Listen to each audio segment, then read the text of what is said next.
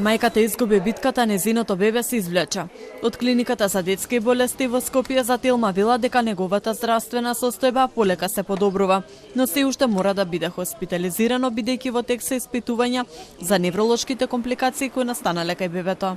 Пред 2 дена веќе изваден од респиратор, има собствено стабилизирано нормално дишење, во однос на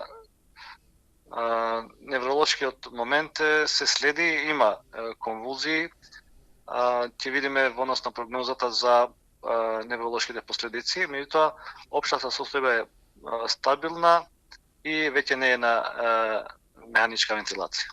Во тек е истрагата за случајот.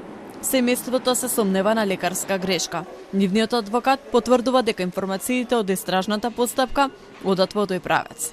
Првичните сознанија со кои што ги добивме се работи за уредна бременост, каде што сите пренатални тестови не покажуваат апсолутно никаква опасност по самото бебе и по самата родилка. До моментот, до нејзиното примање во ЈЗО Општа болница Куманово, се било во ред, дури и ЦТГ-то што е задолжително во последните денови, така да првичните сознанија и информации покажуваат дека од моментот на приемот се настанати компликации кои што донеле до овој крај.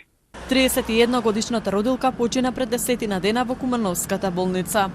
Таа била примена со прснат водењак и со почнато порадување, но со слаби контракции. Лекарите чекале со часови да добијат спонтани контракции по природен пат, но бидејќи тоа не се случило, започнале со симулации и тогаш срцето престанало да чука. Направена била реанимација, но безуспешно. Бебето веднаш е извадено живо и без срцева акција, пошто било реанимирано, а потоа е пренесено на детската клиника во Скопје. Ова не е единствен ваков случај. Викендов 14-месечно бебе почина откако со денови родителите барале помош од една во друга клиника. Во тек се испитувањата на комисиите на Министерството за здравство кои треба да укажат зошто овие случаи завршија со трагичен исход.